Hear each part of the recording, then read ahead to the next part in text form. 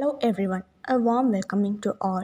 I myself, Anna George Palpilil, and my co-author Amalu Alias, students of PG Department of Commerce, Marathnicious College, Kodamangala. Let me introduce my topic, Atmanirbhar Bharat Abhiyan, the way towards growth-driven India. Let us move on to the presentation. On May 12, the Prime Minister, Mr. Narendra Modi, announced Atmanirbhar Bharat, a special economic package of Rs 20 lakh crore to make India self-reliant. This will help to reduce our dependence on imports by boosting up the exports in goods and services. This endeavor will help to improve the living standard, improve the trade deficit, and the exchequer balance of the country. By injecting more money into the economy, we can bridge all forms of social and economic inequalities and enables an individual to enjoy the fruits of progress. By injecting more money into the economy, we can attain the dreams of farmers, poor citizens, migrant workers, MSME sector, fishermen, cattle rancher, and all other people working in organized sector or unorganized sector of the economy. Atmanirbhar Bharat have 5 pillars. They are economy, infrastructure, system, demography, and demand. Next, objective of the study. We mainly put forward 3 objectives. First, to study the conceptual framework of Atmanirbhar Bharat Abhiyan. Second, to study the impact of Atmanirbhar Bharat Abhiyan in the Indian economy. And third, to study the sectors to benefit from Atmanirbhar Bharat Abhiyan. Research methodology. This paper is descriptive in nature and we mainly use secondary sources for data collection like journals, magazine, media reports, websites of central government, publication from the Ministry of Commerce and Industry. Positive impact of Atmanirbhar Bharat. This package mainly advantaged on 3 sectors: primary, secondary and tertiary sector. First, primary sector. Primary sector mainly focused on agriculture and allied sectors by announcing certain measures like resource to amend Essential Commodities Act or ECA, Agriculture Produce Market Committee or APMC, contract framing, etc., which are transformative. It mainly benefit on some other areas also. The reforms which are stepping towards the goal of one nation, one market, helping India to become the world's food factory. By implementing this package, it will help to achieve a self-sustainable goal in the rural economy.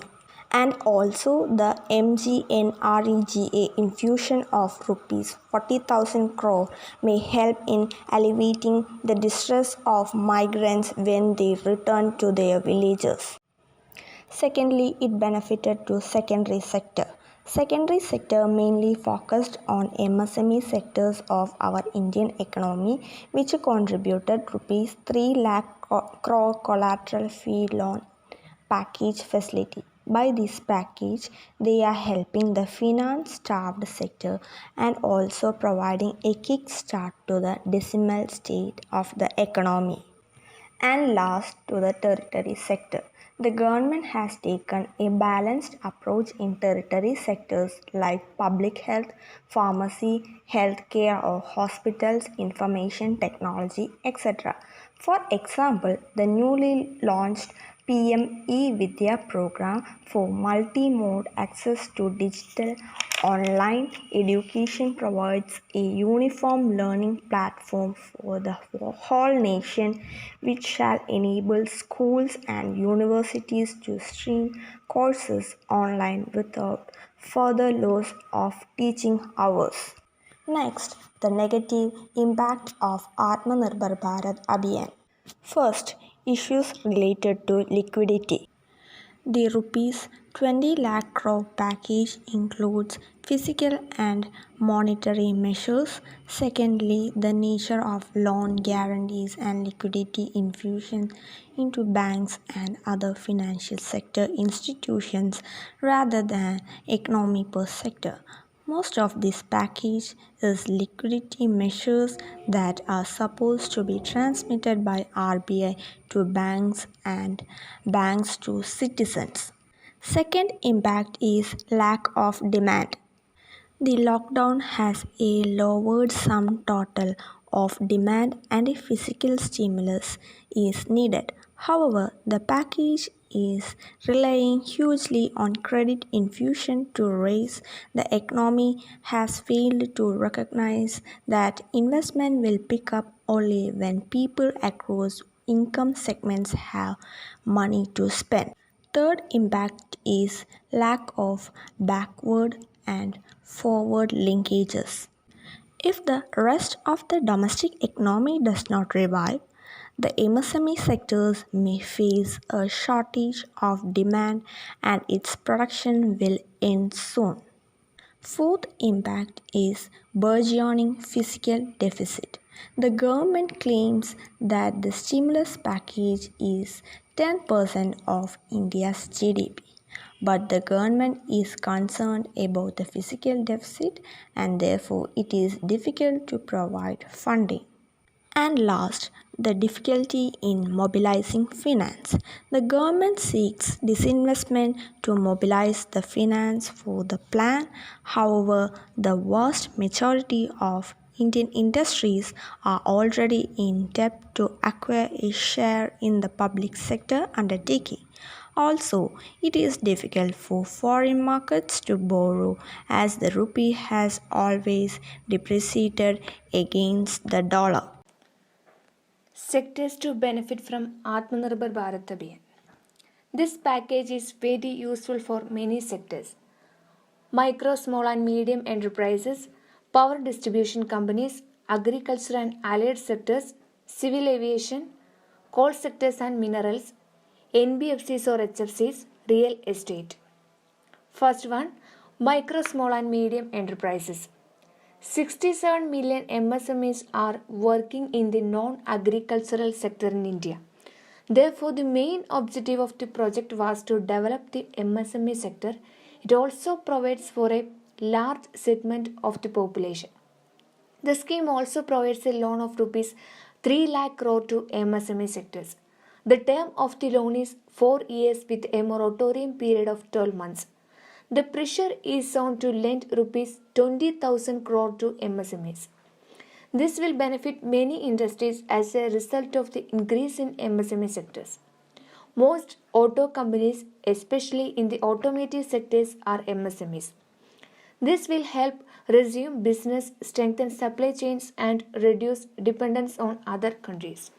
Second one, power distribution companies. The government will provide rupees 90,000 crore bailout to cash-starved and independent power products. Discoms functioning in union territories is expected to be privatized to strengthen as well as bring efficiency to the entire sector, thus provide stability to the stressed power sector. Third one, civil aviation. It is also useful in the field of civil aviation in many ways. The government will regulate the use of Indian airspace for commercial airlines and will help these companies save about rupees 1,000 in terms of operational cost. Next one, agriculture and allied sectors. The financial assistance will focus on improving the farm gate infrastructure like warehousing, cold chains, post-harvest management infrastructure, dairy infrastructure along with investment in cattle feed, beekeeping and herbal and medicinal plants. National Bank for Agriculture and Rural Development will provide a financing facility for funding agriculture infrastructure projects at the farm gate and for cluster formation across all levels. It will launch Pradhan Mantri Matsya Sampad Yojana for the development of marine and inland fisheries. This will help to fill the gap in the value chain and will also lead to an additional fish production of 70 lakh tons in the next 5 years and provide employment to about 55 lakh people. Then, coal sector and minerals. The government will be ending the monopoly of Coal India Limited by introducing commercial mining of coal. The government is focusing on reducing the dependence of other countries on the coal sector and producing in our own country. Next one, non-banking financial companies or HFCs. The government has come up with a special liquidity scheme worth rupees 30,000 for investing in investment grade debt paper of NBFCs, HFCs and MFIs. The scheme will be fully guaranteed by the government and will be especially beneficial for the housing sector. A partial credit guarantee scheme will also be allocated for NBFCs where the first 20% of the loss will be borne by the government, thus providing the required liquidity support essential for the smooth functioning of the sector. Last one, real estate. The government has extended CLSS 2021 to March for middle income families. This will lead to an investment of rupees 70,000 crore in the housing sector. This increase in the real estate sector will help increase the demand for allied sectors such as transportation, steel, cement, and it creates jobs. Shortcomings of Atmanirbhar Bharat Abhiyan. Most of the benefits in this package are indirect, so it failed to boost confidence among corporates. The government should pay more attention to the money support package. The collateral-free or unsecured loans amount to MSMEs may lead to high default by the companies and lead to high NPAs. This will affect the banking sector and especially the public sector institutions. High default rates will increase government spending burdens. Only 1% of India's GDP growth is being spent on this government package. Therefore, it is not possible to increase demand in the economy. The government announced an economic stimulus package of rupees 20 lakh crore and big bang systematic reforms under the Atmanirbhar Bharat Abhiyan. The intended objective of this plan is twofold. First, interim measures such as liquidity infusion and indirect cash transfers for the poor will work as shock absorbs for those in acute stress. The second, long-term reforms in growth critical sectors to make them globally competitive and attractive. Together, these steps may revive the economic activity impacted by COVID-19 pandemic and create new opportunities for growth in sectors like agriculture, micro and small and medium enterprises, power, coal and mining, defense and aviation, etc.